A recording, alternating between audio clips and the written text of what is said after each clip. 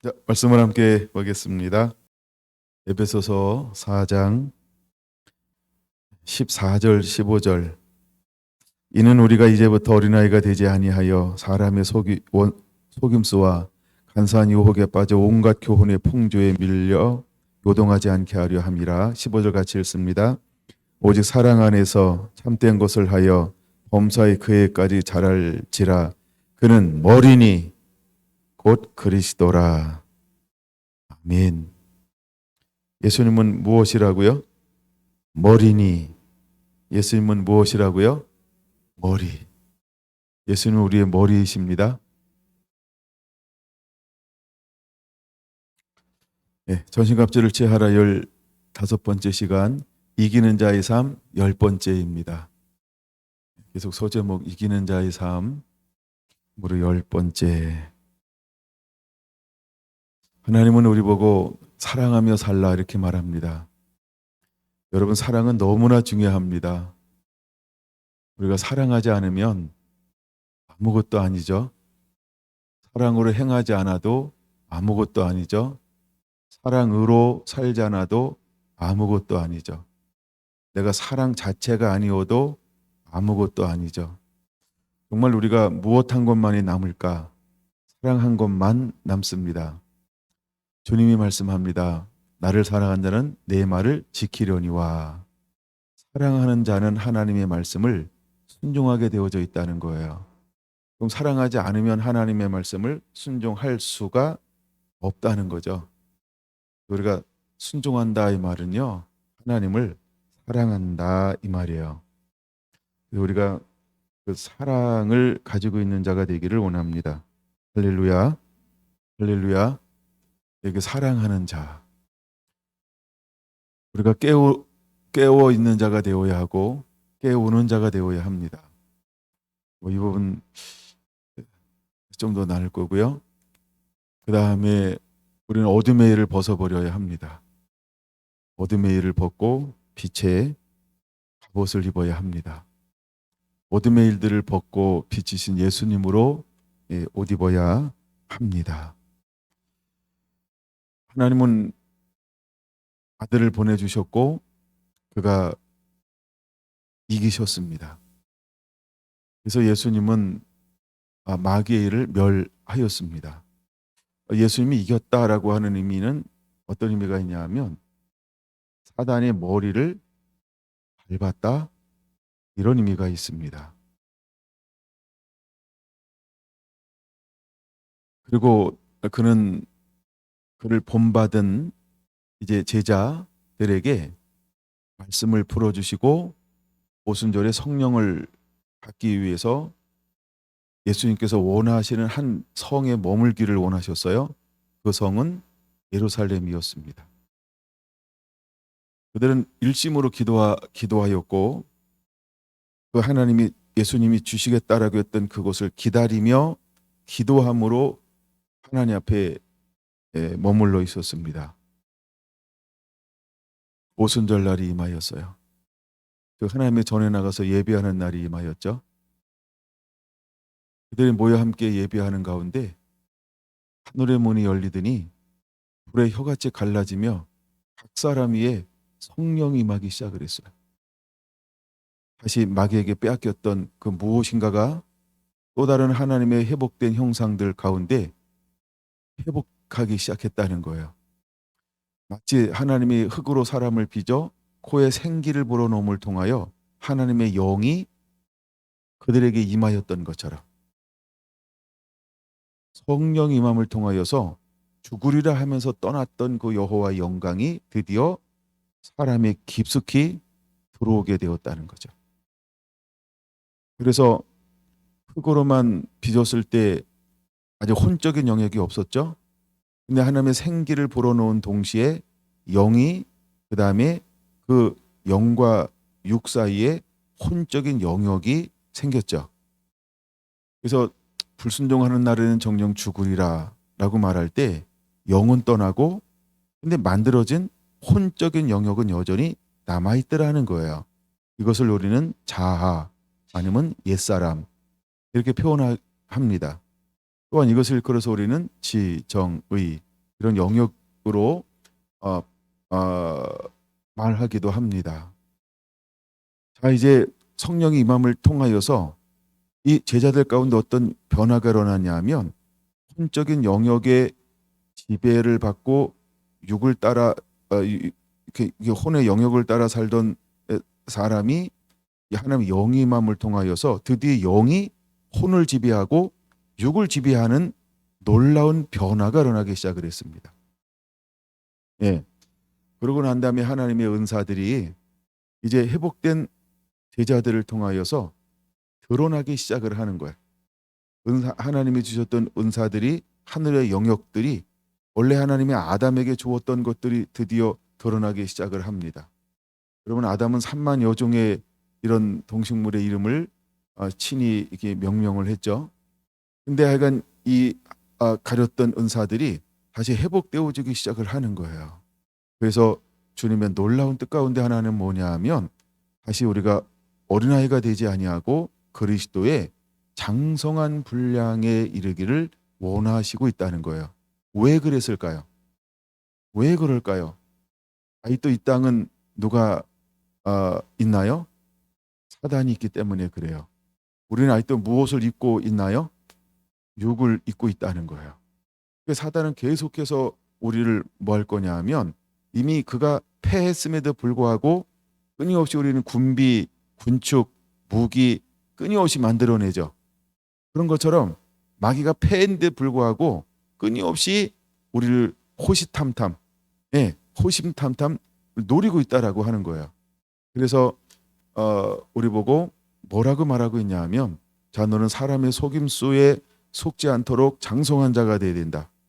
너는 간사한 유혹에 빠지지 않게 하기 위해서 장성한 자가 되어야 된다. 너는 세상의 풍조, 교훈의 풍조에 요동하지 않게 하기 위해서 너는 장성한 자가 되어야 된다. 그래서 우리는 어린아이의 일들을 버리라 라고 말씀을 하고 있습니다.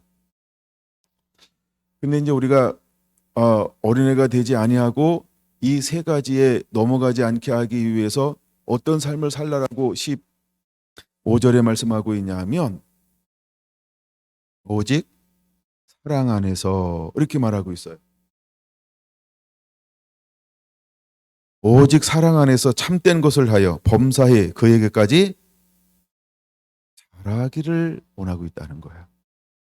여러분, 우리는 잘하는 자가 되어야 합니다. 또 자라나야만 합니다. 할렐루야. 이제 잘하게 되기를 원합니다. 언제보다 손 하나 껴놔도 되고요. 사무엘상으로 넘어가려고 합니다. 사무엘상 16장을 먼저 보겠습니다. 사무엘상 16장 11절을 보겠습니다.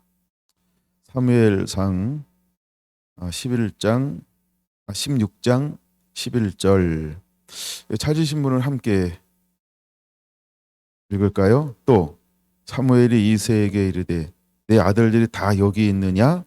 이새가 이르되 아직 막내가 남았는데 그는 양을 지키나이다. 사무엘이 이새에게 이르되 사람을 보내어 그를 데려오라. 그가 여기 오기까지는 우리가 식사 자리에 앉지 아니하겠노라.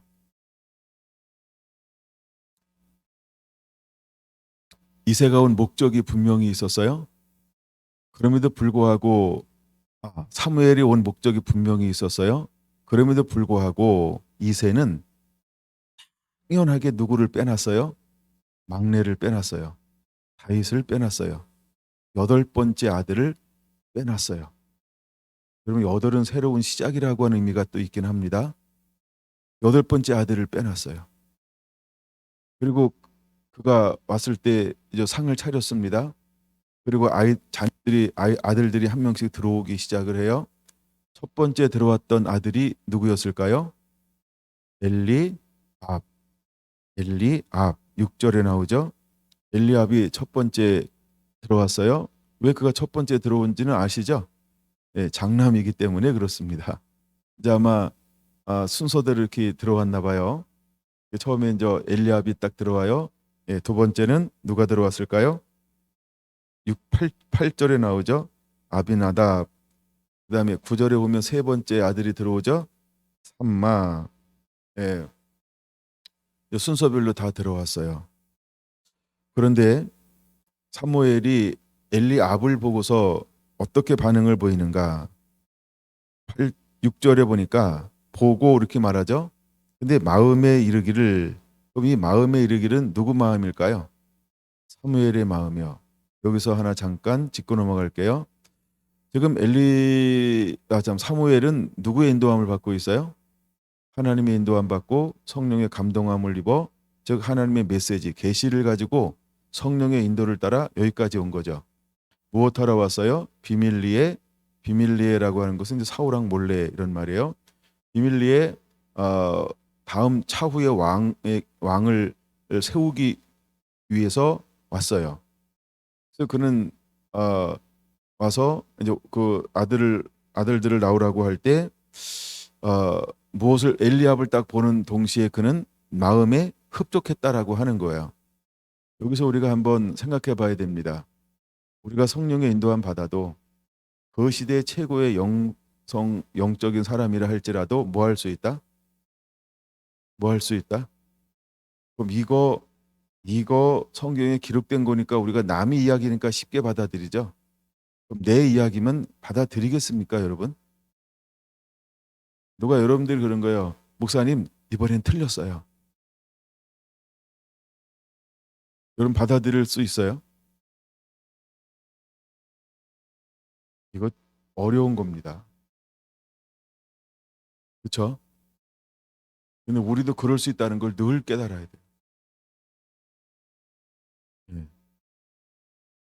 늘 깨달아야 돼, 이거. 제가 이러는 거죠.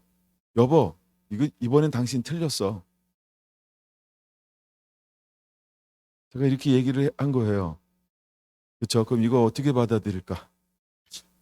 그런 거지. 이거는 망고지. 이럴 수 있어요. 아,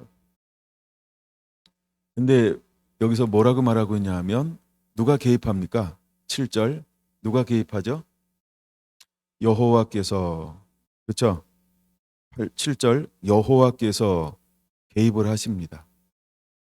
그러니까 사무엘을 움직일 수 있는 사람은 2세도 아니고 제2인자도 아니고 3인자도 아니고 어떤 야인도 아니고 어떤 선지자도 아니고 누가 개입해야 돼요? 그분이 직접 개입하지 않으면 참 곤란한 일이 생길 수 있다는 거죠. 예. 그래서 때때로 우리가 교정하려고 하는 것이 그렇죠. 다칠 수도 있다라고 하는 거예요. 그럼 우리는 무엇을 해야 할까? 하나 더 배우고 가야 되죠. 우리는 중보하는 거다. 어떤 때는 우리가 교정한다고 안 돼요. 아이들이 엄마가 얘기한다고 바꾸나요? 잘 안 바꾸죠. 물론 바꿀 수도 있어요. 그렇죠? 바뀐 척할 수도 있고 진짜 바뀔 수도 있고. 근데 언제 진짜 바꾸는 건 언제 진짜 바꿨어요? 여러분들도 다 아들이었고 딸들이었잖아요. 누군가에게는 그렇죠? 여러분 생각 언제 바꿨어요? 내가 그렇죠? 뒤지게 깨지다가 경험적으로 아 이거 아니구나 이럴 때 바꾸죠. 그냥 간단하게 설명을 하려고 좀 표현을 했습니다. 그러니까 우리가 안 해보면 평상시 때는 안 바꿔요. 예, 그리고 엄마 앞에서 네 그러고 뒤에 가서 다 코박씩 깠잖아요. 여러분 나도 아들이었고 여러분 딸들 아니었나요? 다 아들이었고 딸이었잖아요. 뭐 처음부터 엄마 아빠로 시작한 건 아니잖아요. 그러니까 자기 생각하면 나와요.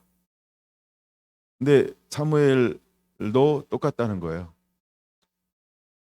그러니까 우리가 그럼에도 불구하고 사무엘이 뭐 할 수 있다? 예, 실수할 수 있다는 거예요. 잘못 판단할 수 있다는 거예요. 근데 어디에? 내 마음에. 그럼 우리가 표현할 때 이렇게 할 수 있죠.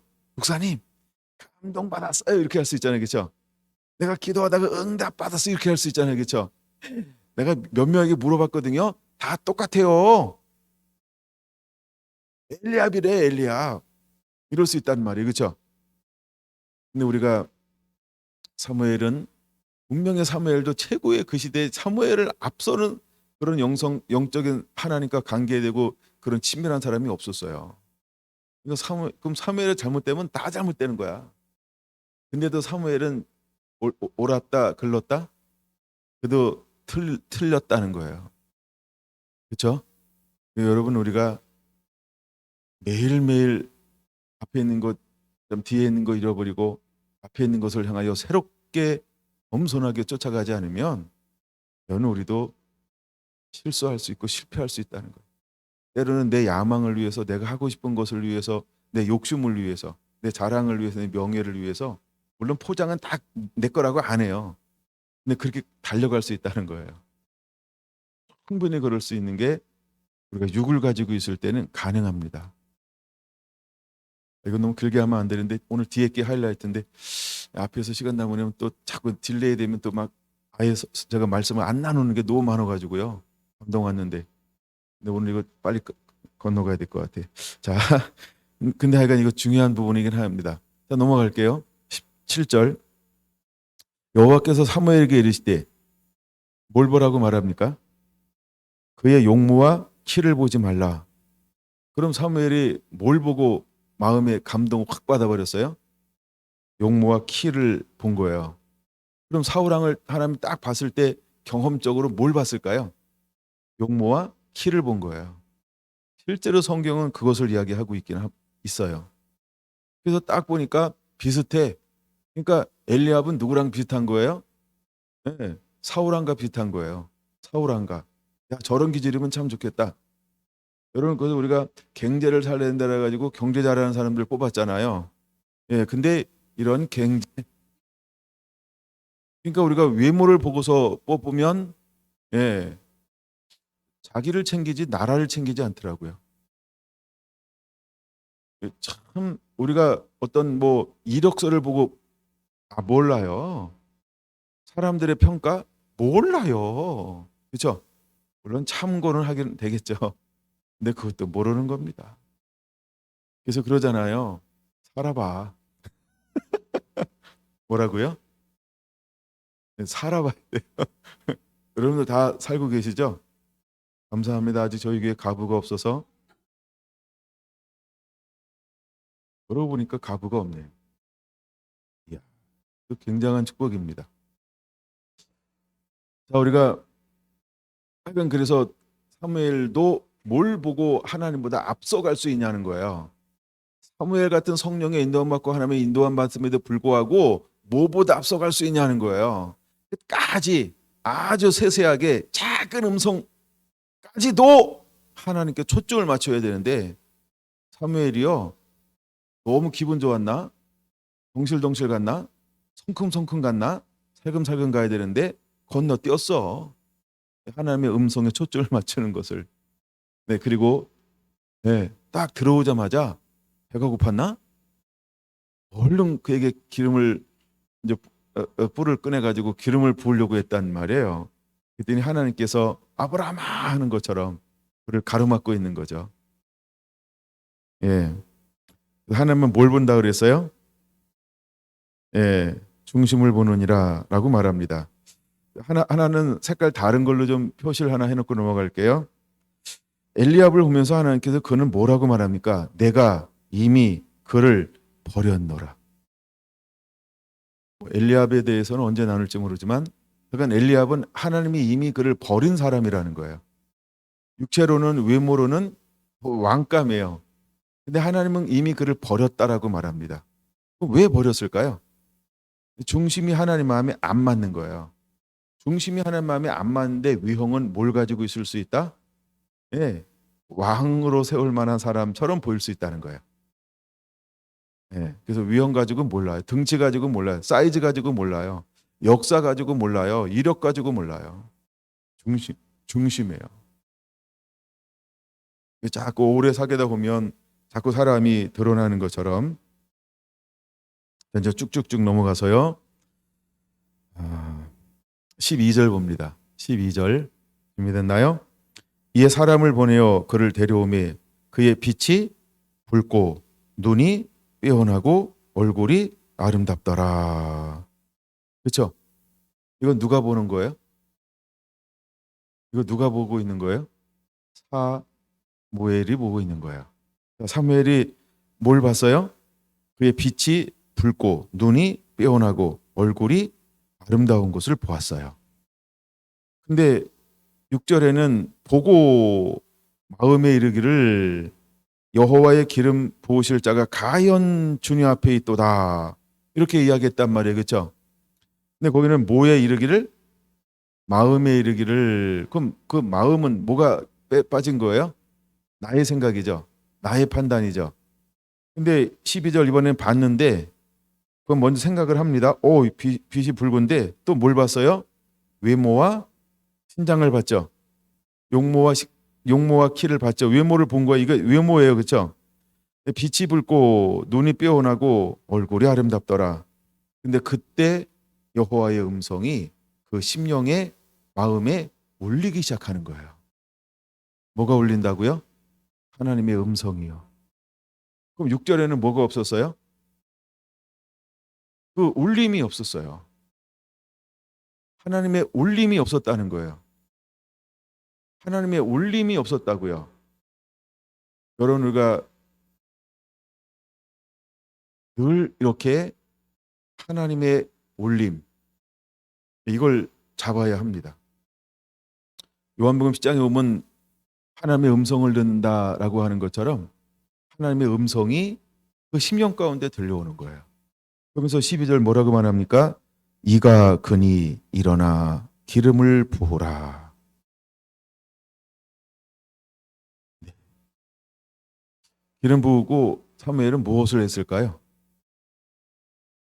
밥 먹기 시작했습니다.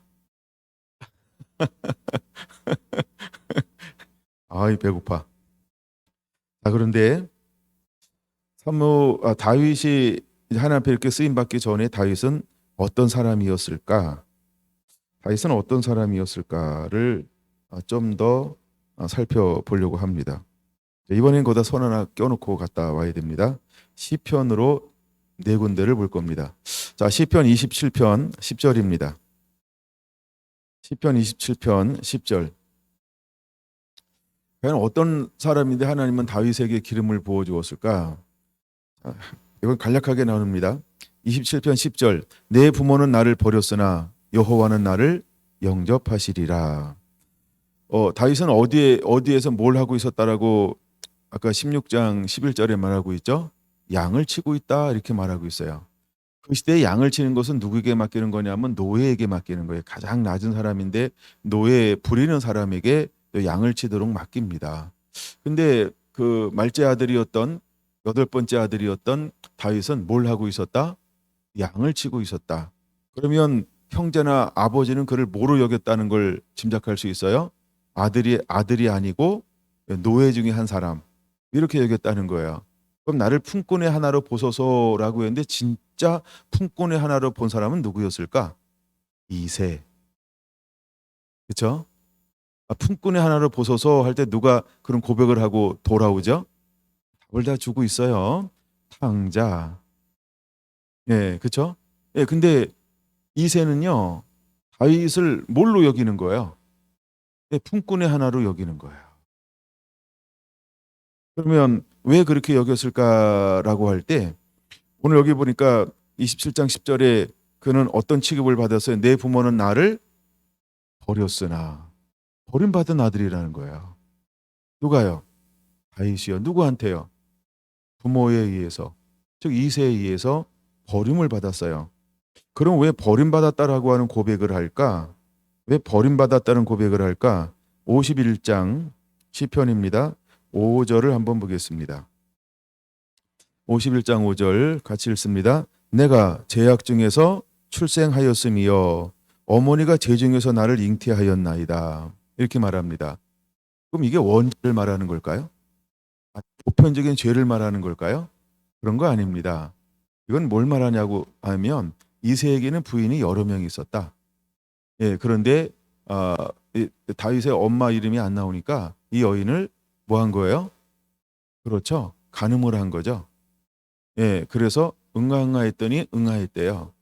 그래서 태어난 사람이 누구였다? 다윗이었다. 그래서 이렇게 말하는 거예요. 내가 제약 중에서 출생하였으며 보통 우리가 정상적 부부관계에서 낳았다라고 할 때 내가 제약 중에 출생하였으며 뭐 이런 건 나중에 사도 바울이 하나 쓰긴 하는데 그런 표현이 아닌 거예요. 이 표현은. 그래서 자기는 죄악 중에 출생했다는 거예요. 예. 그래 그래서 그는 그렇게 하여간 태어났어요. 하여간 그렇게 태어났다는 거죠. 예, 그렇게 태어난 것을 보여 주고 있는 있어요. 그다음에 35장 14절로 갑니다. 35장 14절.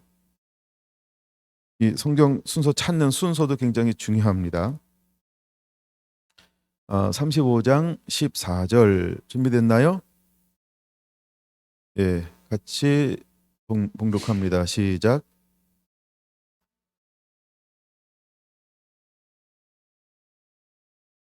슬퍼하기를 어머니를 곡함같이 하였도다. 근데 엄마가 오래 살면 얼마나 좋아요. 근데 엄마가 어떻게 됐어요? 죽었대요. 엄마를 일찍 여인 거야. 엄마를 일찍 여이니까 이제 이 아들을 어디로 보낼까요? 아버지에게로 보내는 거예요. 근데 이미 아버지는 본처가 있었고 본처에게 누가 있었어요? 자녀들이 있었어요. 그럼 다윗이 그 집에 오기 전까지 그 이세의 아들이 몇 명이나 더 있었어요? 그 위로 7명이나 더 있었어요. 네, 7명이나 더 있었어요.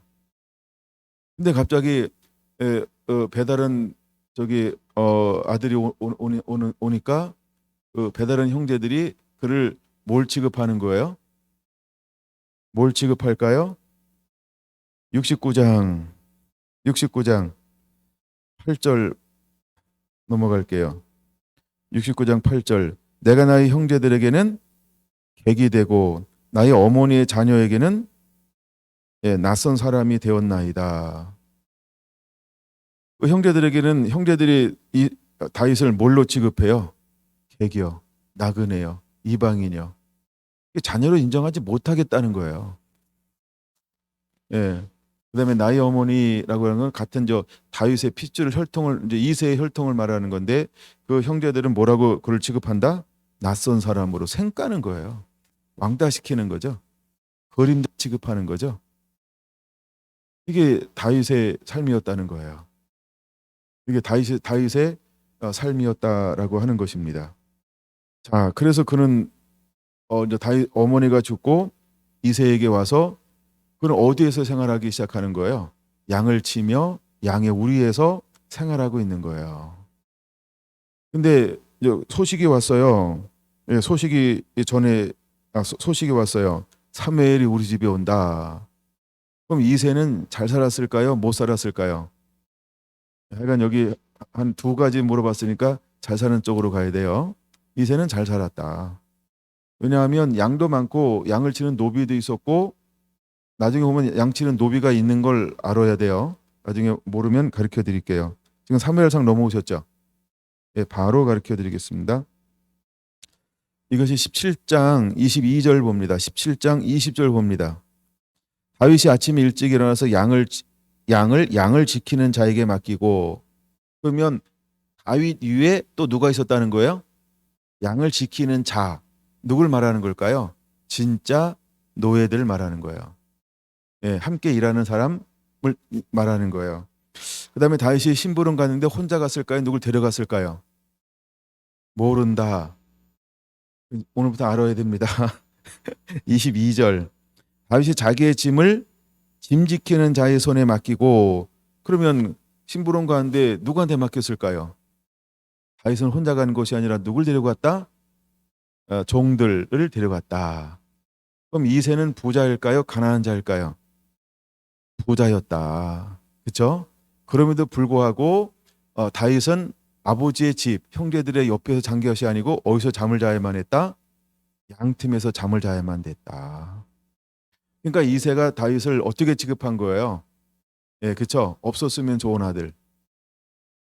없었으면 좋은 아들이었다는 거죠. 형들은 계속 그를 아버지 마음을 읽었나? 그래서 형제들은 다윗을 어떻게 여겼다고요? 객으로 여겼다는 거예요. 낯선 사람으로 여겼다는 거예요. 예, 그리고 신경 썼을까요? 안 썼을까요? 신경 안 썼다는 거예요. 내가 그는 8번째 아들이에요. 8은 성경으로 무슨 숫자라고요? 새로운 시작. 자, 이제 아들들을 지나가게 하는데 7명이 다 지나갔어요. 근데 하나님이 마음에 감동을 안 줘요. 이상한 거죠. 이제 준비된 아들이 다 왔잖아요. 그러면 뭔가 하나님께서 이게 감동을 줘야 되는데 마지막 7번째까지 지나가는데 감동을 안 주는 거예요. 그래서 사무엘이 묻는 거예요, 이새에게. 뭐라고 묻나요? 11절. 내 아들들이 다 여기 있느냐? 내 아들들이 다 여기 있느냐? 라고 묻는 거예요. 여러분, 세상이 우리를 속일지라도, 예?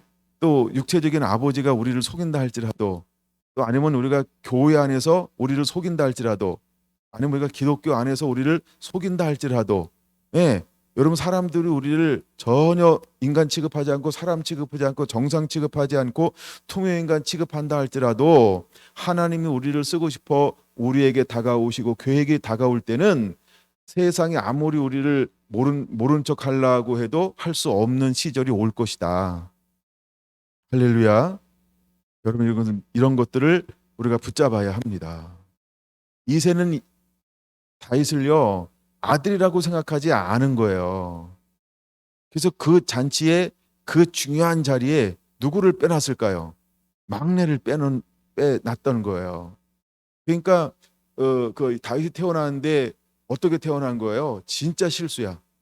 아, 이거는 얘기하고 싶지도 않고 이건 드러내고 싶다 하는데 애기를 낳았으면 좀 오래나 살든지 하지 왜 일찍 죽어가지고 이 혹을 나한테 붙여? 이래가지고 굉장히 막 부담되는 거예요, 막. 예. 근데 약간 왔단 말이에요. 그 왔으니까 모른 척 하지 않고 뭐 많은 노비가 있으니까 그냥 저기 가서 그러면 종들 가운데서 그럼 그를 누가 키웠을까요? 종들의 가정이 그를 키우고 있는 거죠. 그러니까 어디서 삶을 사는 거예요? 양의 우리에서, 양 틈에서. 예수님께서 오실 때 어떻게 오셔요? 예. 거할 곳이 없어서 객간에 그런 말구유에 태어날 수밖에 없는 것처럼 여러분 다윗은 있을 곳이 없음을 통해서 어디에서 생활하게 되는 거예요? 양의 틈에서 양의 우리에서 종들과 함께 양을 치면서 그냥 그 허드렛 일을 하면서 아들로 사는 것이 아니고 품꾼의 하나로 실제로 살아가고 있는 거예요. 그럼에도 불구하고 다윗은요 뭐가 건강한 아들이냐면 자아가 건강해요. 상처받지 않아요. 칼을 갈지 않아요. 분노를 키우지 않아요. 그러니까 상한 감정이 다윗에게 있는 게 아니에요. 다윗이 자라나면서 왕이 되면서 한 번도 자기가 이것 때문에 상처받았다라고 하는 것이 드러난 적이 없어요. 형들에게 이것을 향해서 복수한 적이 없다 이 말이에요. 누구처럼? 요셉처럼요. 복수하지 않아요. 이를 갈지 않아요. 원한을 품지 않아요. 뭐 무협지 뭐 이런 거 없어요. 복수열전 이런 거 없어요. 이게 다윗이에요. 다윗의 심성이라는 거예요. 그럼 여러분은 그 마음속에 여러분 어떤 마음을 품어야 할까? 혹시 여러분 안에 원한이 있거나 아직도 상처가 있거나 풀지 못한 것이 있다고 한다면 그것 때문에 걸림이 될 수 있으니까 얼른 아무도 모르게 풀어놓고 가세요. 여러분 그것은 언제든 사탄이 알아요. 너 보따리 가지고 있지? 이거요. 그러니까 보따리 있으면 안 돼요. 이거 수고하고 무거운 짐을 오늘 다 풀어놓고 가셔야 돼요. 할렐루야. 그럼 그것 가지고 언제까지 그걸 꼬부치고 다니고 가져왔다. 또 뭐 풀어놓고 가져가고 또 풀려고 왔다가 또 그냥 싸가지고 하고 그럴 필요 없어요. 이런 무거운 짐을요 다 풀어놓고 가셔야 돼요. 그래서 하나님이 이렇게 쓰시는 사람들 보니까 그런 부분들이 없다는 거예요. 할렐루야. 그럼 모세에게는 그 보따리가 있었을까요? 모세에게는 보따리가 있었을까요? 근데 하나님께서 모세를 언제 쓰는지 아시나요 혹시? 야, 너 생명찬 자가 죽었어. 이 말을 기억해야 돼요. 예수님이 태어나자마자 어디로 가서 삽니까? 하나님께서 외국으로 이민 가게 하잖아요. 그 예수님은 어릴 때 이민 가서 산 사람이에요. 다른 나라에 가서요. 그래서 다른 나라인데 그 당시에 굉장히 괜찮은 나라인데 최고 잘 나가는 나라예요. 어디죠? 애굽이요. 근데 왜 애굽 가서 살라 그랬을까요? 너의 목숨을 찾는 자가 뭐 할 때까지? 죽을 때까지. 하나님께서 이렇게 가리는 거예요. 하여간 그렇게 한단 말이에요. 근데 모세도 마찬가지로 그때까지 하여간 40년 동안이라고 하는 긴 시간을 기다려야만 했다는 거예요. 근데 모세의 마음속에 뭐가 없을까요? 이미 나를 죽이려고 한 자가 죽었으니까 모세는 뭐가 없어진 거예요? 왼수. 왜 하나님이 그때 모세를 썼을까요? 다른 싸움을 한 걸 하나님께서 원치 않는 거예요. 그렇죠? 소모적인 싸움을 하는 걸 하나님 원치 않아요. 이거는 너의 싸움이 아니라 나의 싸움이다. 그래서 내가 하나님이 할 때까지 그를 뭐 하는 거예요? 딴 데서 가둬놓는 거죠. 그리고 너 원수 갚는데 치중하는 걸 하나님이 원치 않아요. 만약에 혹시 우리가 상처를 막 이렇게 하면서 그거를 어떻게 하겠다라고 이런 마음을 가지고 산다면 그거 없앨 때까지 아니면 그 인간 죽을 때까지 하나님이 여러분 떨기나무 불꽃 가운데 안 오실지 모릅니다. 여러분 예수님은 나사렛에 못 올라가요. 근데 예수님은 나사렛 예수가 돼야 되기 때문에 반드시 올라가야 되거든요. 그러니까 적당할 때 헤롯은 죽어줄 거예요. 근데 만약에 여러분들이 준비가 안 됐잖아요. 그러면 안 죽어 이 인간이. 그러면 왼수가 오래 살아요? 선한 사람이 늦게 죽죠? 말이 바뀌었다. 야 정말 질기게 살아요. 왼수는요. 그렇죠? 근데 선한 사람은요. 어이구 그냥 또 빨리 죽고 막 그래. 그러니까 여러분들이 독하게 사는 게 아니고 용서하면서 사랑하면서 할렐루야. 어느 쪽으로 가는 거 아닌데 하여간 재밌긴 하다. 그렇죠? 여러분 그렇게 하여간 무거운 짐을 내려놓게 되길 바랍니다. 할렐루야. 무거운 짐을 내려 놓아야 합니다. 다윗이 그런 다윗이었다는 거예요. 다윗은 그런 다윗이었다는 거예요. 그래서 양의 우리에 있을 때 하나님께서 누구를 불렀어요? 다윗을 부르는 거예요. 그래서 묻는 거예요. 11절에 묻는 거예요. 자, 이새가 이르되 아직 막내가 남았나이다. 드디어 이때 막내라고 그래. 아우, 막 나가는 거죠, 이새. 그렇죠? 막내가 있나이다 이렇게 말하는 거예요. 그가 뭐 하고 있냐 했더니 뭐 하고 있다고요? 그는 양을 지키나이다. 도대체 얼마나 양이 중요하면 막내 보고 지키라고 그럴까요? 참 생각이 이상하죠. 그렇죠? 이거 핑계거리가 좀 궁색할 수 있어요. 그렇죠? 너무너무 중요하면 누구한테 지키라고 그럴까요? 장성한 자. 엘리압이나 아비나답이나 삼마나 이 세 형제는 장성한 자거든요. 근데 가장 보고 싶지 않은 거예요. 드러나고 싶지 않은 거야. 밝히고 싶지 않은 거야. 그러니까 그 잔치에 아예 부르지도 않잖아요. 초청도 하지 않잖아요. 여러분 준비되어져 있으면 모든 시스템이 모든 관계가 모든 사람들이 나를 거부한다고 잊고 싶어도 하나님은 뭐 하신다? 드러내게 하실 것이다. 그러니까 여러분 우리가 양을 치면서 어떤 삶을 살아야 할까요? 그리고 내 주어진 일에 맡은 자에게 구할 것은 우리가 이 자리에서 정말 성결한 교회가 이 규모와 이 환경을 가지고 우리가 정말 충성을 다하면 하나님은요 반드시 그 사람을 통해서 일하실 겁니다. 할렐루야. 아멘. 여러분 우리 환경을 너무 연약하게 유약하게 보지 않게 되길 바랍니다. 아멘. 충분히 사랑하셔야 돼요. 그리고 마음껏 뭘 하셔야 돼요. 우리가 할 수 있는 걸 마음껏 하셔야 돼요. 아멘. 하나님은 우리에게 뭘 보실까요? 어떤 마음으로 하냐는 거, 어떤 마음으로. 우리 이 환경에서 우리가 어떤 마음으로 하느냐, 그걸 보실 거예요, 하나님이. 다른 거 안 봐요, 하나님. 어떤 마음으로 내가, 어떤 중심으로 이걸 섬기고 있냐. 다윗은 어떻게 섬겼을까요? 충성되게 섬겨. 그는요, 양을 치는데 너무 행복해. 너무 기뻐. 매일매일 기쁨과 즐거움과 감격과 감사와 그렇게 하나님을 기뻐하면서 매일매일 하나님을 노래하면서 양과 춤을 추면서 양과 씨름하면서 더위와 싸우며 추위와 싸우며 또 싸웠잖아요. 누구랑 싸웠죠? 사람하고는 안 싸웠어요. 곰하고 싸우고 사자와 싸우고. 네. 조그만 것들은 취급도 안 해. 살쾡이 뭐 여우 뭐 이런 건 취급도 안 해. 아주 그냥 다윗은. 그래서 매일매일 그렇게 양을 치는데요. 양을 치는 일이 너무 재밌는 거야.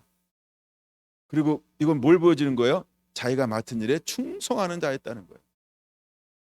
그러니까 하나님께서 시편 78편에 보니까 하나님이 그를 들어다가 78편 70절, 71절, 72절 보고 넘어올게요. 그래서 하나님이 그를 갖다가 이제 무엇을 치게 만드나요? 78편 70절 또 그의 종 다윗을 택하시되 양의 우리에서 취하시며 하나님이 다윗을 어디서 불렀다고요? 양의 우리에 거할 때 불렀던 거예요. 예? 근데 그 양의 우리가 어떤 양의 우리인지 아시죠? 아버지를 아버지라 부를 수 없고 형을 형이라 부를 수 없고 이런 환경이 양의 우리예요, 그에게. 근데 성들은 아버지는 그를 그렇게 취급했는지 모르지만 다윗은 그거에 대해서 뭘 안 가졌어요? 억하심정, 그렇죠? 아픔, 상처 이런 게 없다는 거예요. 왜냐하면 자기는 그냥 자기를 인정하는 거예요. 아 그래, 내가 이래서 태어났구나. 아, 근데 엄마가 먼저 돌아가셨네. 엄마 보고 싶다. 근데 이거에 대해서 나를 아버지가 이렇게 취급하는 것에 대해서 뭘 받지 않아요? 예. 그다음에 형제들이 나를 이렇게 취급하는 것에 대해서 뭘 받지 않아요? 예. 여러분 오늘 이 시대를 우리가 살아갈 때 때로는 어떤 마음으로 이 시대를 걸어가야 할까? 어떤 의미에서 뭐 또 열심히 하는 분들에게 이상하게 들릴지 모르지만 어떤 의미에서 나사 풀릴 수도 있어야 된다는 거죠. 어떤 의미에서. 그래서 어떤 의미라고 그러는 거예요. 근데 약간 그런 상황 속에서 사는데 하나님이 그를 어디서 부르냐? 물론 나중에 이제 제가 하고 싶은 것이 있는데 2월 달부터 한 6월 달까지는 우리가 함께 한번 6개월 동안 시편을 좀 매일 하루에 한 장씩 읽었으면 좋겠어요. 2월부터 6월 달까지 시편이 몇 편까지 있죠? 150편까지 있죠. 그래서 한 달을 30일로 계산하고 그럼 31일 1, 3, 5 그렇죠? 7, 8이니까 5니까 3번 나오네요. 31일이 1월 달 지나갔죠. 그럼 2번 남고 그러니까 뭐 짧은 건 그냥 하루에 2개 읽어. 그래서 날짜를 맞춰 가시고요. 그래서 2월 1일 그러면 1편, 3월 1일 그러면 31편, 4월 1일 그러면 61편 이렇게 읽어 나가면 안 헷갈릴 것 같아요. 헷갈리면 제가 또 올려주고 막 이럴 거니까. 지금 여러분들이 뭘 함께 하고 있죠? 저기 조지 물러. 원고를 보려고 그러니까 생각도 안 나네. 예. 그래서 조지 물러처럼을 하고 있는데 조지 물러처럼은 한 달 더 하려고 그래요. 그 길지 않잖아요, 그렇죠? 근데 굉장히 유익이 되죠. 짧지만 뭔가 생각할 수 있고 사경에서 굉장히 유익이 될 거라는 생각이 들고요. 그래서 2월 달부터 6월 달까지는 한 번씩 하루에 시편 한 편씩 읽었으면 좋겠다. 한 편이 읽고요. 시간 되시는 분들은 더 1편을 좀 파고 좀 더 이렇게 파고 묵상하고 이런 시간들 좀 보내도 되고요. 저도 시편을 전체 이렇게 읽은 적은 있는데 한 편 한 편 깊이 그렇게 씨름한 적이 없는 것 같아요. 그래서 저 개인적으로도 시간 될 때 모든 편을 다 그렇게 하지는 못할 것 같은데 약간 노력은 한번 해볼 건데 한번 시편을 읽으면서 시편을 한번 이렇게 쭉 한번 이렇게 좀 이렇게 노래해 보려고 그래요. 근데 제가 시편을 노래해 보려고 하는 이유는 그냥 이런 마음이 딱 왔어요. 다윗을 좀 알자. 물론 시편 150편이 다 다윗이 쓴 건 아닙니다. 근데 시편을 보면서 과연 오늘 이 시대에 우리가 시편이라고 하는 것을 통해서 어떻게 영적 유연성을 가지면 좋겠다. 유연성을 가졌으면 좋겠다. 이런 마음이 있었어요. 시편이잖아요. 시잖아요. 시. 정서적으로 감성적으로 예? 그래서 약간 이렇게 유연성을 갖는 거죠. 너무 우리가 이 강한 것만 보는 게 아니고 역사서 강합니다. 예. 그래서 한번 시편을 읽어나가면서 나와 하나님과 어떤 깊은 관계에서 다윗은 어떻게 노래했나, 아삽은 어떻게 노래했나, 솔로몬은 어떻게 노래했나, 또 무명의 시편 기자들은 어떻게 노래했는가. 그걸 통해서 하나님을 한번 이렇게 만나고 교제하고 이런 걸 한번 이렇게 엿보는 것처럼 이렇게 창문을 이렇게 해가지고 빼꼼해가지고 안을 쳐다보는 것처럼 시편을 통해서 과연 내가 하나님 앞에 어떻게 나가야 될까, 어떤 모습으로 서야 될 것인가, 한번 이런 걸 한번 엿보면 어떨까라는 마음이 들었어요. 그래서 이제 2월 1일이 다음 주일날 지나면 바로 시작이 되니까 그렇죠? 예, 화요일부터죠. 화요일날 우리가 하지만 약간 건너뛰건 안 건너뛰건 그건 몰라요. 시편은 짧으니까 약간 빼먹지 말고 주일날도 그냥 해서 약간 6개월 동안 한 150편 한번 읽어나 보자. 근데 읽는데 그냥 뭐 아무 조건 없어요. 그냥 읽으시면 됩니다. 한 번 읽든 두 번 읽든 깊이 파든 안 파든 파다 말든 모르겠어요. 그래서 한번 시편을 통해서 각자 유연성을 한번 키워보자. 우리가 이제 갑옷을 취해서 싸운다 그럼 싸움, 전쟁 이거면 좀 굉장히 막 강하잖아요. 근데 그런 걸 하면서 우리 가운데 뭘 가지면 좋을까라고 할 때 유연성. 그럼 유연성은 뭘로 만들어 줄까 할 때 그냥 제 마음속에 잘 모르는데 몰라요. 사실 저도 시편의 깊이를 아직 한 번도 깊이 맛본 적이 없어요. 별로. 그냥 부분적으로는 맛봤는데 내가 시편 전체가 뭘 줄 것인지 저도 아직 해본 적이 없어서 몰라요. 근데 우리가 유연해질 수 있지는 않을까라는 마음이 그냥 무지하니까 들었어요. 그래서 우리가 시편을 함께 좀 읽어나가기 원합니다. 그래서 2월 달부터 6월 달까지 제가 계산해 보니까 그렇게 하면 될 것 같아요. 그래서 한번 쭉 한번 해보고 그래서 저도 시편 가지고 좀 개인적으로 한번 씨름해 보고 제가 인터넷을 많이 뒤져봤어요. 시편 가지고 누가 했나 봤더니 그래도 하신 분들이 있더라고요. 혹시나 참고하실 만한 거 있으면 참고해 주시고 더 좋은 정보 있으면 전체 톡에다가 올려주셔서 공유 좀 해주시고 좋은 거 혼자 보면 안 돼요. 공유해 주셔서 함께 이렇게 나누면 다른 분들 도움되지 않을까 뭐 이런 마음이 있습니다. 이해가 되셨죠? 네, 그렇게 했으면 좋겠다라는 생각을 합니다. 예. 예, 그래서 하나님이 71절 전량을 지키는 자 중에서 그를 이끌어내사 그의 백성인 야곱 그의 소유인 이스라엘을 기르게 하셨더니라고 말합니다. 이제 하나님이 다윗을 통하여서 뭘 하기 원하냐 하면 전량을 지키는 중에서 그를 이끌어내사 이렇게 말하고 있어요. 무슨 양이요? 무슨 양이요? 왜 전량이라고 표현했을까요? 전량은 뭘 했다라고 하는 거예요? 젖은 뭐 할 때만 만들어지는 거죠? 그렇죠. 출산했다는 거예요. 다른 말로 재생산했다라고 하는 거예요. 예, 무엇인가 그는 깨어 있지만 또 깨우는 자였다라고 하는 거죠. 예, 그는 무엇인가 생명을 지금 낳고 있다라고 하는 거예요. 그리고 그 생명을 낳기 때문에 그는 뭘 소유하고 있어요? 젖을 가지고 있다라고 하는 거죠. 보통 우리가 이제 아가서 볼 때 젖 그러면 이제 하나님의 풍부한 말씀, 뭐 이렇게 풍성한 말씀 뭐 이런 걸로도 의미를 하고 있습니다. 근데 하여간 그 전량을 지키는 자 중에 이렇게 표현하고 있다는 거죠. 그럼 하나님께서 다윗을 통하여 뭘 기대하는 걸까요? 다윗이 왜 하나님이 왕의 기름을 부어줄까요? 그걸 근데 그 왕으로가 세울 때 그 이스라엘 실제로 상태를 하나님은 뭐라고 인정해 주는 거예요? 그렇죠. 전량이다 이렇게 표현하는 거예요. 그럼 전량이다라고 하는 것은 뭘 해야 되는 거가 있는 걸까요? 양육해야 된다 이런 거예요. 그럼 양육이라는 표현을 좀 제가 굉장히 바꿀 겁니다. 여러분들 놀라셔야 되는데 마지막에 요한계시록 12장에 보면 요한계시록 12장에 보면 양육할 것이니 이게 나와요. 아시나요? 모르면 넘어가야 됩니다. 네, 갔다 오겠습니다. 요한 마지막에 이제 하나님이 부르고 있는 사람 중에 한 사람이 뭐냐 하면 양육하는 사람을 하나님께서 찾으시고 부르실 거라고 하는 거예요. 자, 12장을 넘어갈게요. 찾으셨나요? 14절 바로 보겠습니다. 그 여자가 큰 독수리의 두 날개를 받아 광야 자기 곳으로 날아가서 거기서 뱀의 낫을 피하여 뭘 피했다고요? 뱀의 낫을 피했어요. 왜 뱀의 낫을 피했을까요? 뱀은 빼앗고 죽이고 멸망시키는 거예요. 자, 이제 사람들의 속임수와 간사한 유혹과 세상의 교훈의 풍조로 우리를 흔들어 버릴 거예요. 근데 우리가 흔들리지 않기 위해서 장성한 자가 돼야 돼요. 그럼 이걸 누구한테 하는 것이다? 어린아이가 되지 말고 그러니까 장성해야 된다는 걸 표현하고 있죠. 예, 근데 다윗을 불러서 하나님께서 어떤 양을 먹이는 가운데 하나님께서 불렀다고요? 예, 전양을 지키는 가운데 이렇게 말하고 있어요. 그럼 전양이다라고 하는 건 그는 무엇을 가지고 있다라는 의미라고요?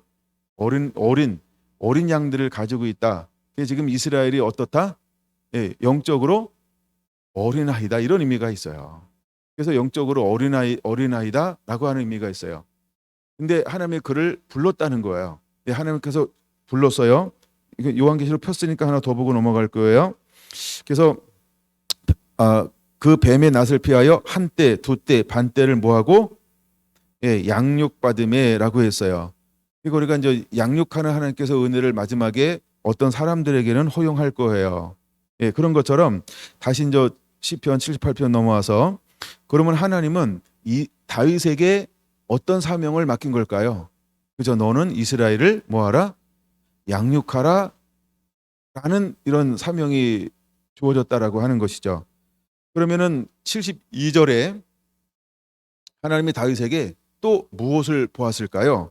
시작. 이에 그가 그들을 자기 마음의 완전함으로 기르고, 두 번째, 그의 손에 능숙함으로 그들을 지도하였다. 그러면 여기 잘 보세요. 기르고 지도했다. 이 말은 뭐예요? 양육했다는 거죠. 그러면 이 말은 기르고라고 할 때 그를 이제는 어린아이에서 뭐 하는 자로? 장성한 자로 이렇게 만들었다는 거죠. 그럼 다윗은 뭐 할 줄 아는 사람이라는 거예요. 그렇죠? 어린아이를 장성한 자로 기르는 법을 알고 있는 사람. 근데 어떻게 기르는 거예요? 우리의 방법이 아닌 하나님이 원하시는 방법으로 만들 수 있는 사람이 누구였다? 다윗이었다라고 하는 거예요. 예, 오늘 굉장히 중요한 걸 하나 본 거예요. 자, 그 정도 보고 다음 주제로 넘어가야 됩니다. 다음 주제로 넘어갈게요. 다음 주제 핵심을 좀 보겠습니다. 이제 이거는 알죠? 바로 넘어가서 51절 바로 볼게요. 이제 다른 건 많이 익숙할 수 있으니까 사무엘상 17장 51절. 사무엘상 17장 51절. 다른 서너 가지 주제는 건너뛰었어요. 근데 이 주제는 오늘 좀 반드시 나눠야 될 것 같아요. 51절 다 같이 한번 읽어볼까요? 시작.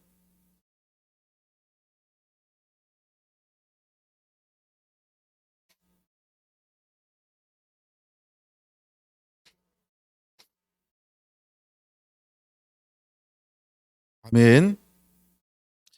자, 다윗이 블레셋 사람 골리앗과 싸워서 이겼어요, 졌어요? 이겼어요.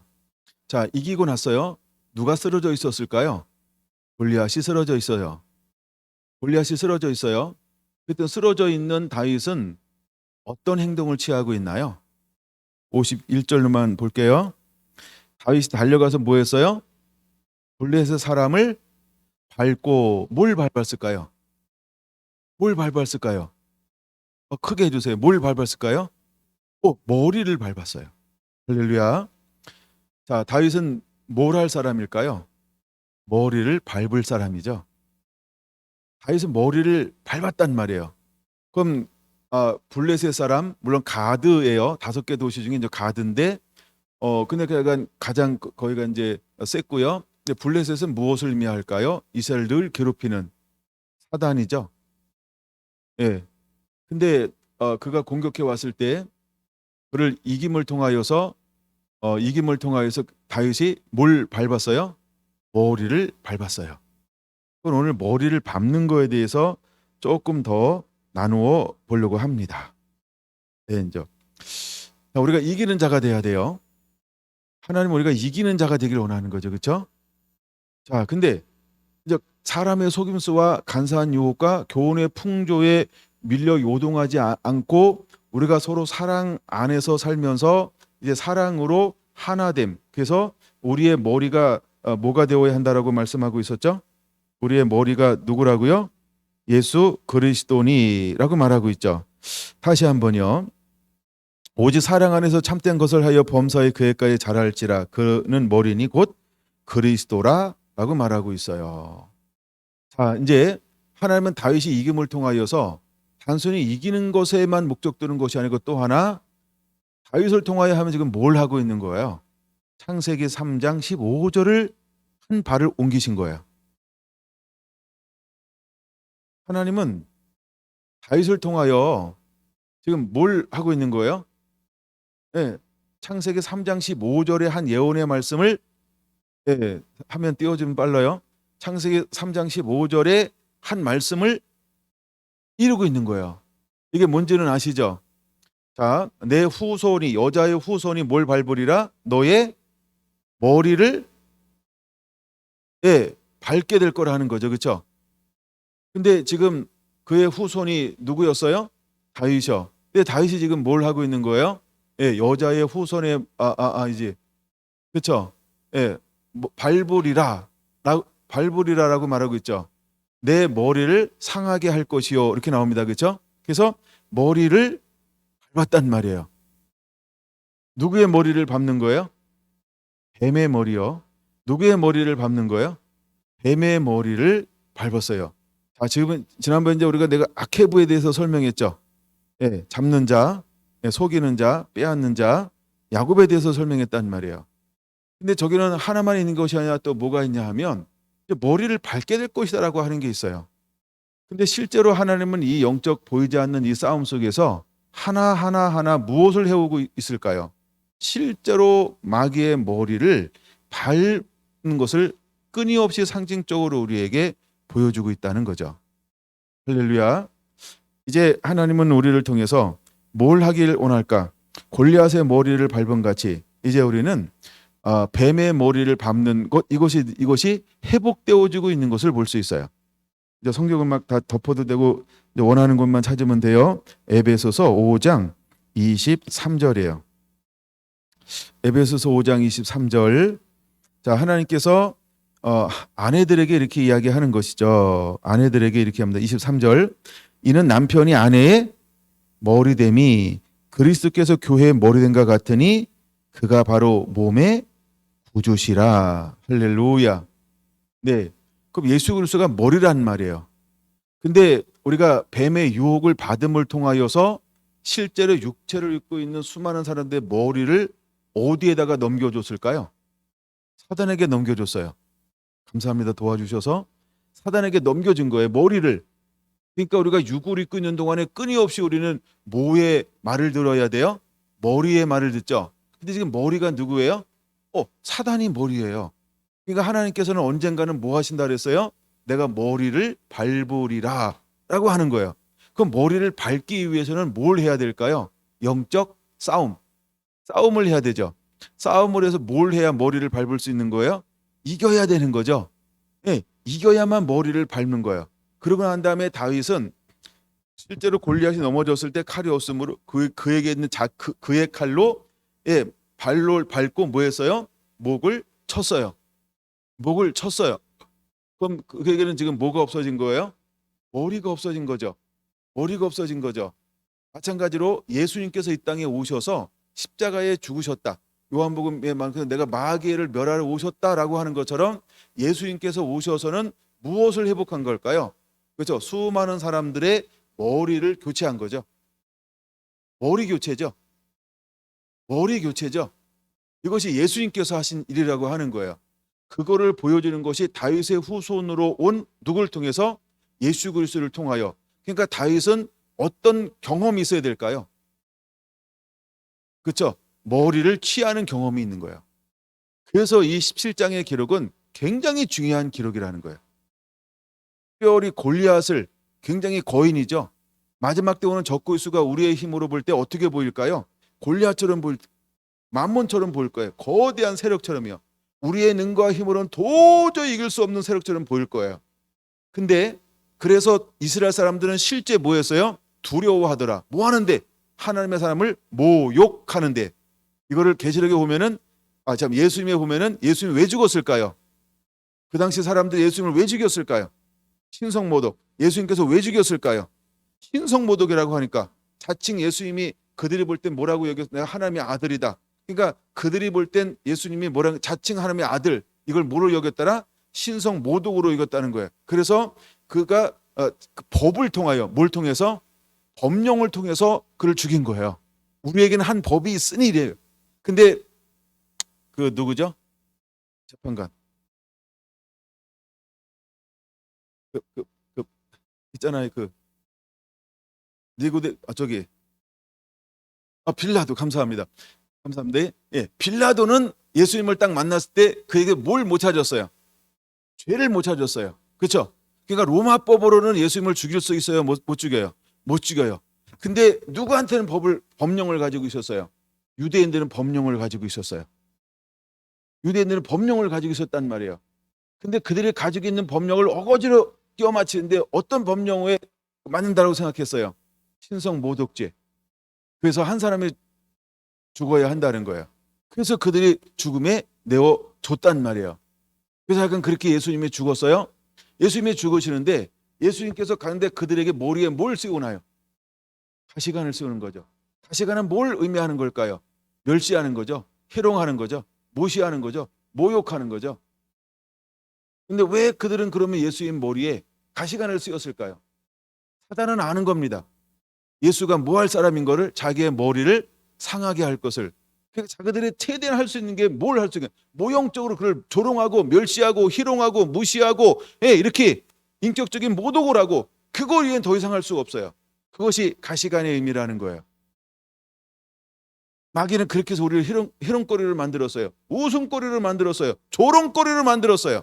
사단은 여러분들을 조롱거리를 만들 것입니다. 왜? 진짜니까. 가시관은 아무나 쓰는 게 아닙니다, 여러분. 진짜가 쓰는 거예요.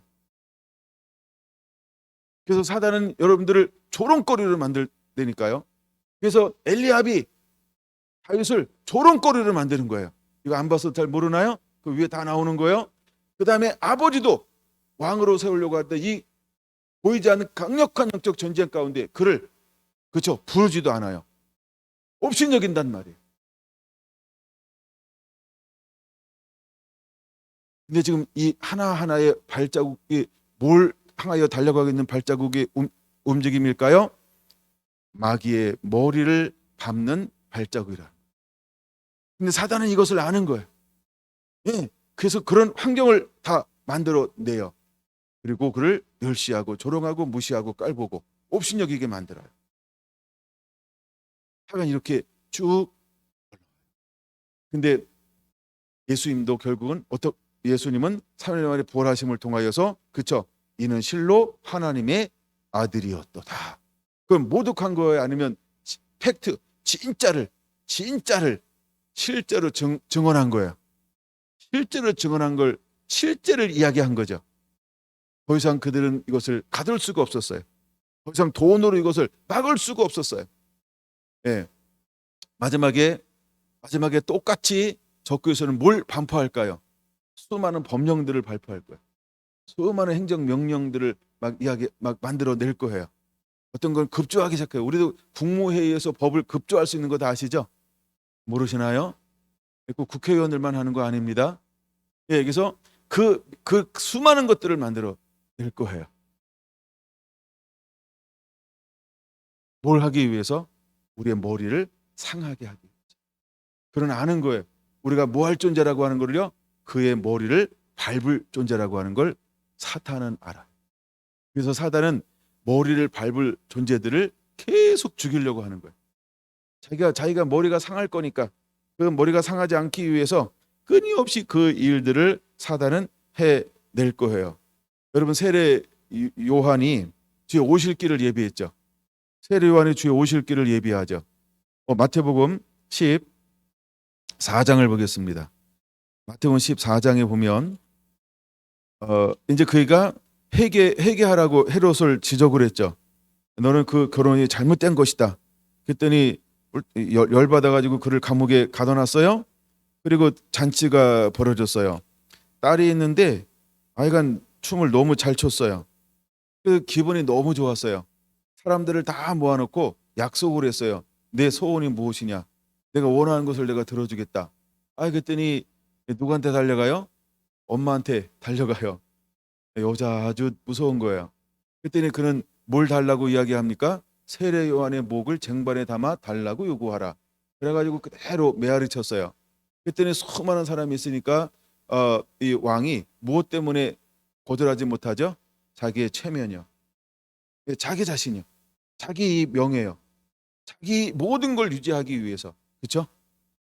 아닌 것 알면서도 그걸 내주는 거예요. 사단은 이렇게 우리를 승리하는 것처럼 보일 수 있어요. 결국 세례 요한의 주여 오실 길을 예비했는데 그는 어떻게, 무엇이 잘려요? 목이 잘리죠. 그래서 머리가 이렇게 올라가는 거죠. 그럼 사단에 볼 때 이것은 어떤 거가 똑같을까요? 오히려 역으로 조롱하고 희롱하는 거예요. 누구도 예수님을 뭐 하길 원했어요? 조롱하고 멸시하기를 원했어요. 똑같이 세례 요한도 뭘 당했어요? 조롱을 당하고 멸시를 당하는 거예요. 그러니까 이런 일들이 계속 벌어졌어요. 다시 이제 요한계시록 11장을 볼게요. 요한계시록 11장. 요한계시록 11장. 그러면 세례 요한처럼 마지막 때 주의 오실 길을 예비한 사람이 있어요. 이 사람을 우리는 주의 두 증인이다, 그렇게 표현할 수 있죠. 근데 두 증인은 어떻게 사역하는가를 보는 거예요. 3절부터 봅니다. 내가 나의 두 증인에게 권세를 주리니, 그들이 권세를 받아요. 그들이 굵은 베옷을 입고 1260일을 예언하리라. 근데 왜 굵은 베옷을 입을까요? 두 증인이요. 굵은 베옷은 뭐의 상징일까요? 회개죠. 세례 요한이 어떤 걸 외쳤어요? 회개하라, 천국에 가까우니라. 보통 우리가 이제 회개의 복음이다 이렇게 표현하기도 합니다. 그럼 마지막 때에도 두 증인이 베옷을 입었다라고 하는 건 뭘 상징하는 것이다? 회개를 상징하는 것이다. 그러면 이 세대가 어떤 세대라고 하는 거예요? 패역한 세대예요. 회개 위에는 뭐가 없다는 거예요? 방법이 없다는 거예요. 그래서 두 증인도 하나님의 권능을 받고 무엇으로 무장한 거예요? 강력한 회개의 복음으로. 회개의 복음이 회개만 말하는 거 아닙니다. 또 너무 그걸 그렇게 또 착각하면 안 돼요. 예, 그건 여러분들 영적 함정에 빠질 수 있는 거예요. 자, 우리가 밥만 먹고 삽니까? 아니죠. 그런 것처럼. 자, 그래서 하여간 베옷을 입었단 말이에요. 그리고 두 증인이 그리고 위치기 시작을 합니다. 5절, 만일 누구든지 그들을 해하고자 하면 그들에 비해서 불이 나와서 그들의 원수를 삼켜버릴 것이요, 누구든지 그들을 해하고자 하면 반드시 그와 같이 죽음을 당하리라. 그들의 권능을 가지고 하늘을 닫아 예언하는 날 동안 비가 오지 못하게 하고, 또 권능을 가지고 물을 피로 변하게 하고, 아무 때든지 원하는 대로 여러 가지 재앙으로 땅을 치리로다. 약간 이런 사역을 하는 거예요. 10절 먼저 봅니다. 시작. 이 두 선지자가 땅에 사는 자들을 괴롭게 한 고로 땅에 사는 자들이 그들의 죽음을 즐거워하고 기뻐하여 서로 예물을 보내니라 하더라. 아멘. 예, 그들이 두 선지자가 외쳤는데 그 죽음을 보고 그들은 어떻게 하고 있어요? 즐거워하고 있어요. 기뻐하고 있어요. 서로 예물을 보내고 있어요. 진짜 기뻐하는 거죠. 그럼 왜 그들이 이렇게 기뻐할까요? 왜 이렇게 기뻐할까요? 왜 이렇게 기뻐할까요? 그 나오잖아요. 10절에 땅에 사는 자들을 뭐 한 고로? 괴롭게 한 고로. 아니 그럼 두 증인이 땅에 사는 사람을 얼마나 괴롭게 했을까? 여러분, 뭐 할 때 괴로워요? 박순희 사님 뭐라고 그런 것 같은데 안 들렸어요. 뭐 할 때 괴로워요? 괜찮아요. 틀려도 괜찮아요. 죄 지을 때 뭐라고요? 죄 지은 걸 말할 때. 네, 이제 우리 지사님 때문에 더 이상 안 물어볼게요. 바로 그것 때문에 그런 거예요. 죄 지을 때가 두려운 게 아니고요. 죄 지은 걸 말할 때. 그렇죠? 우리가 이제 왜 영화 같은 거나 드라마 같은 거 보면은 그 이제 권세 있고 권력 있는 사람들이, 검사나 판사나 뭐 이런 힘 있는 사람들이 사람들 뭘 가지고 자꾸 이렇게 늘렸다 땡겼다 조종하고 있어요. 내가 잘못된 거, 그렇죠? 그런 거 증거가 있고 이런 거 있을 때, 그렇죠? 그러면은 이 표현이 죄 지은 걸 말하는 거예요. 그러면 두 증인이 뭘 지적했다는 거예요? 죄를 지적했죠. 그럼 이걸 이제 그렇게만 말하면 김경수가 아니니까 이걸 말씀으로 가르쳐 줘야 되잖아요, 그렇죠? 예. 그래서 이게 뭐와 같냐 하면 이제 보다 또 이건 손 하나 껴놔야 돼요. 마태복음 아니다. 누가복음으로 넘어갈게요. 2장. 누가복음 2장 35절로 바로 넘어갈게요. 이게 핵심 구절 중에 하나예요. 누가복음 2장 35절. 이 시몬이 예수님을 향한 예언의 말씀이에요. 그럼 마지막 때에 이기는 자도 마지막 때 세례 요한처럼 주 오실 길을 예비하고 또 마지막 때 주 오실 길을 예비하며 마지막 때 이기는 자의 복음을 가지고 나가는 사람들도 뭐 하게 될 것이냐. 그래서 하나님께서 우리에게 모든 은사들을 회복할 때 어떤 은사도 더불어 회복되느냐, 그런 차원으로 보는 건데, 모두 회복될 것이냐 하면, 자 35절 같이 읽습니다. 시작. 또 칼이 내 마음을 찌르듯 하리니 이는 여러 사람의 마음의 생각을 드러내려 함이니라. 아멘. 이 두 증인이 가서 외치는데 수많은 사람들이 지금 뭘 입고 외친다 그랬어요? 제 옷을 입고. 그러면 제 옷을 입었으니까 어떤 메시지를 주로 전한다? 회개의 메시지를 전한다. 회복의 메시지, 회개도 있지만 더 넓은 의미에서는 회복의 메시지를 전하는 거예요. 회복의 메시지예요. 우리가 왜 제가 회개라고 안 그러냐면, 회개 그러면 여러분들이 알고 있는 것이 자꾸 이렇게 좁은 의미로 자꾸 묶어볼 수 있기 때문에 그런 거예요. 이게 회복의 메시지를 전하는 거예요. 근데 실제로 예수님을 사람들 죽이려고 했던 이유가 뭐냐 하면 자꾸 마음을 찔러요.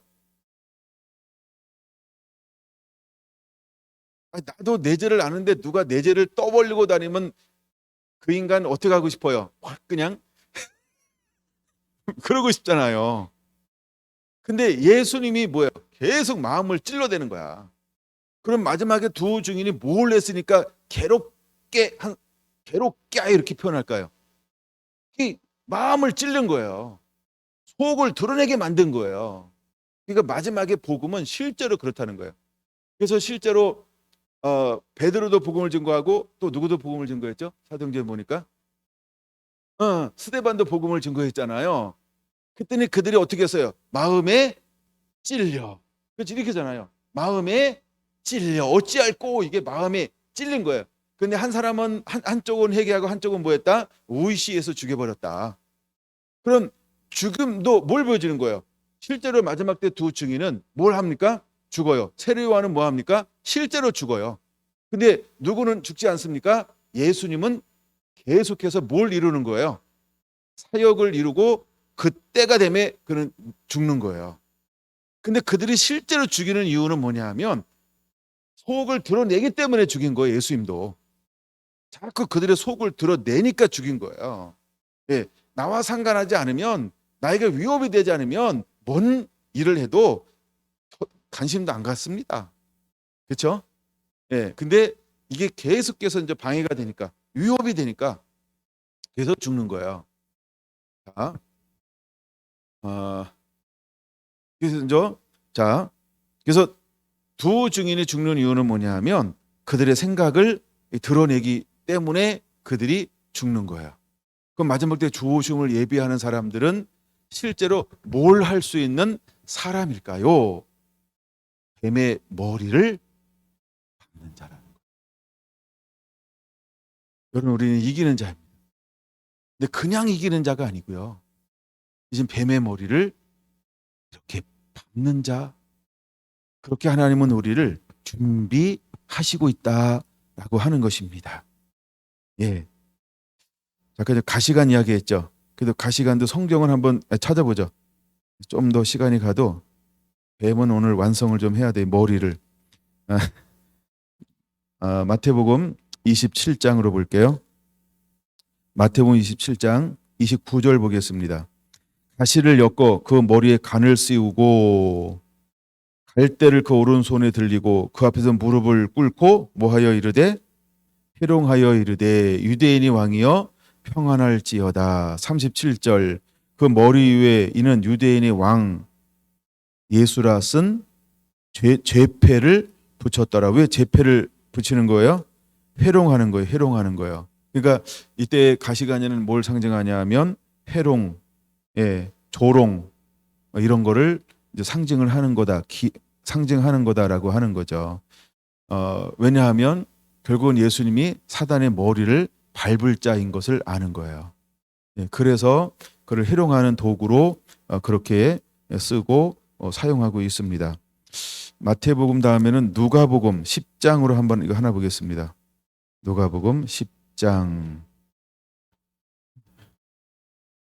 갑자기 이제 설교하다가 지금 공부하고 있는 거예요. 누가복음 10장 18절부터 20절까지 볼게요. 예수께서 이르시되 사단이 하늘로부터 번개같이 떨어지는 것을 내가 보았노라. 근데 언제 떨어지나요? 17절에서 떨어지는 거예요. 그럼 17절이 뭔지 아시죠? 70인 제자들에게 권능과 능력을 부어서 파송했어요. 그럼 권능과 능력을 주어서 파송할 때 사단은 뭘 느끼는 거예요? 위협을 느껴요. 그럼 마지막 때에도 하나님의 사람들에게 하나님이 말씀과 권능을 주실 것이죠. 이제 아담에게 있는 모든 게 회복돼요. 예수님께 있는 모든 게 회복되어져요. 그럼 누가 급할까요? 사단이 똥줄 타는 거죠. 네. 그래서 자기 때가 얼마 남지 않은 것을 그냥 아는 거예요. 자, 19절. 내가 너희에게 뱀과 절갈을 밟으며 원수의 모든 능력을 제어할 권능을 주었으니 너를 해칠 자가 결코 없으리라. 이걸 믿으세요. 사단이 그렇게 온다 할지라도 우리를 해칠 수가 없어요. 뭐 하지 않으면 하나님이 허용하지 않으면. 이제 허용한다 할 때 크게 두 가지가 있어요. 하나는 순교하는데 어떻게 순교하냐 하면 하나님께 끝까지 인내한 자를 보겠냐 할 때 인내할 수 있는 모든 은혜를 부어주세요. 그리고 어떤 사람은 하나님이 이 모든 걸 다 하나님께 가려요. 피할 길을 전부 하나님께서 예비하시고 피하게 만들어요. 그러니까 하나님이 크게는 두 가지로 갑니다. 근데 피하는 거 갈 때도 하나님께서 은혜 주시고요. 그 다음에 핍박이 오고 환란이 와도 하나님의 은혜를 주실 것이고, 할렐루야. 두 가지 전부 뭐냐 하면 하나님의 은혜 주실 것이다. 근데 그때 우리가 할 것은 뭐냐 하면 인내하는 것이다. 그래서 우리가 야고보서 1장 2절에서 믿음의 시련이 올 때 인내 온전히 기쁘게 여기며 인내하라 이렇게 말하죠. 왜 기쁘게 여기며 인내해야 할까요? 이는 온전하고 구비하여 조금도 부족함이 없게 하려 함이니라라고 하는 그 결과를 만들어내기 때문에 그래요. 그러면 구비하여 조금도 부족함이 없다라고 하는 것은 어떤 의미냐면 하나님의 뜻을 너를 통하여 이루기에 부족함이 없게 할 것이다 이런 의미라는 거예요. 근데 우리가 인내를 못 하잖아요. 그럼 준비되다 말아요. 이거는 실패한다라는 의미예요. 근데 하나님께서 이제 이기는 자 중에서 어떤 사람을 찾냐 하면 뱀의 머리를 실제로 밟은 사람들을 지금 하나님께서 찾고 있는 거예요. 그래서 하나님께서 우리를 어떻게 연단하고 준비되어지길 원하냐면 뱀의 머리를 밟을 사람으로 준비되어지기를 하나님은 원하고 있는 거예요. 그래서 다윗은 어릴 때부터 그런 역기능적 환경에서 자라는 것처럼 보이지만 그렇죠? 항상 보세요. 예수님이 어디서 자라나요? 가장 외진 곳이요. 예수님께서 어디서 태어나요? 베들레헴을 뭐라고 부르죠? 작은 고을이죠. 작다. 큰 도시가 아니고 왜 작다라는 표현을 성경은 빼먹지 않고 그렇게 부를까요? 그렇죠? 별 볼 일 없는 곳이라는 거예요. 외진 곳이라고 하는 거예요. 외딴 곳이라고 하는 거예요. 예? 작은 곳에서 태어난 거예요. 여러분 우리가 어쩌면 여기서 이렇게 하는 것이 뭐일 수 있을까요? 그냥 작은 거예요. 근데 여기서 하는 우리가 뭘 되어지길 원할까요? 뱀의 머리를 밟을 수 있는 의로움으로 살 수 있는 사람, 의의 싸움을 싸워서 실제로 이렇게 살고 있는 사람. 그럼 때가 되면 요셉에게 하나님이 찾아오시는 거예요. 마리아에게 하나님이 찾아오시는 거예요. 할렐루야. 준비가 되어지고 때가 되면 모세가 준비되니까 하나님이 찾아오시죠. 예, 다 하나님께서 준비가 되어지면 우리가 그렇게 의로운 삶을 살고 있었다면 때가 되면 하나님이 오셔서 우리를 부르시는 거예요. 나를 써주세요라고 계속해서 그런 게 아니고 내가 하나님의 말씀대로 살고 있을 때 하나님의 때가 되면 우리를 찾아오실 것이다. 이것이 두 번째 단계에 좀 더 성숙한 사람의 새로운 고백이어야 합니다. 하나님은 이제 싸워서 이기는 자들을 하나님이 찾고 계시기 때문에 그렇습니다. 우리는 이기는 자가 되어야 됩니다. 할렐루야. 이제 성경 두 개만 더 보고 이걸 마쳐야 될 것 같은데요. 요한계시록 19장을 봐야 돼요. 요한계시록 19장 요한계시록 19장 16절 함께 보겠습니다.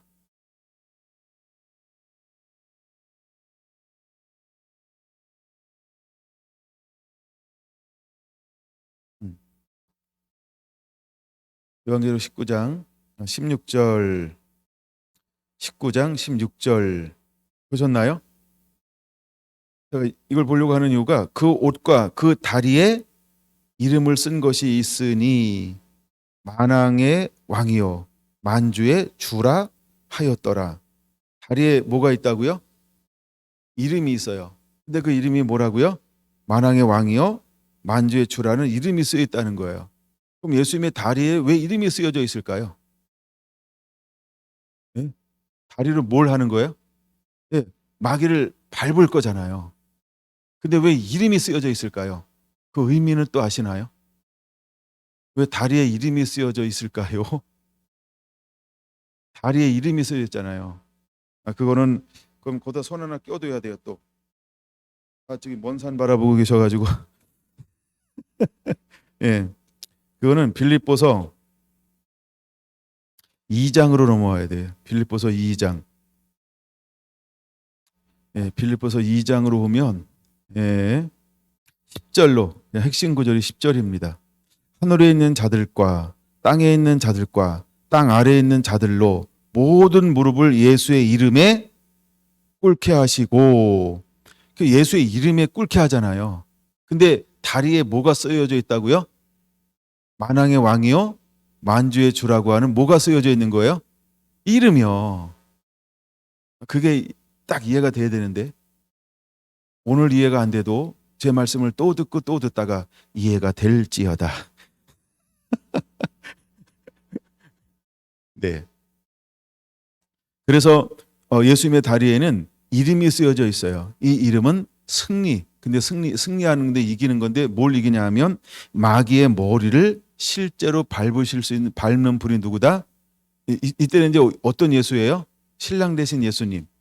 만군의 주 여호와 하나님으로 심판하러 오시는 만왕의 왕, 만주의 주. 예, 근데 그 발에 다리에 이름이 있다는 거예요. 예. 모든 권세를 파할 수 있고 능히 이길 수 있는 그 이름이요. 지금 이제 이름을 보는 거고 머리를 밟는 걸 보기 때문에 이름을 좀 강조하고 있는 거예요. 그다음에 20장 10절 하나 더 보겠습니다. 20장 10절 요한계시록이에요. 또 그들을 미혹하는 마귀가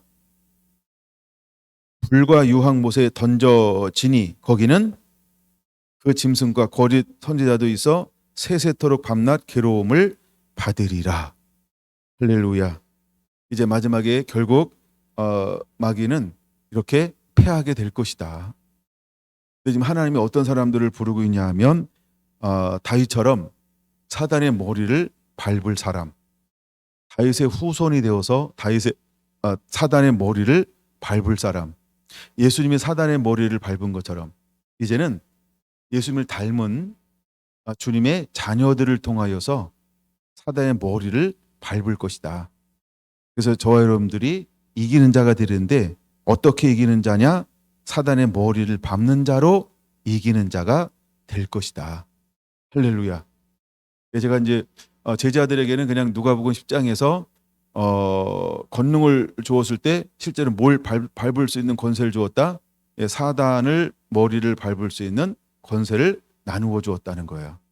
이걸 더 이제 확대할 수는 있어요. 마태복음 28장 하늘과 땅의 모든 권세를 내게 주었으니, 그렇죠? 그 다음에 내 이름으로 믿는 자, 이거는 반대예요. 복음을 통해서 믿고 주께로 돌아오죠. 그럼 주께로 돌아온다, 이건 뭘 이기는 거예요? 사단을 이긴 것, 이런 걸 의미하는 거예요. 그게 하나님, 이기는 자에게 하나님은 어떤 권세를 주냐 하면 뱀의 머리를 밟는 권세가 이제 실제로 집행되어질 그런 사람들을 하나님은 세우실 것이다. 여러분들이 그런 사람으로 이기는 자가 되기를 예수님의 이름으로 축원을 드립니다. 아멘. 기도하겠습니다.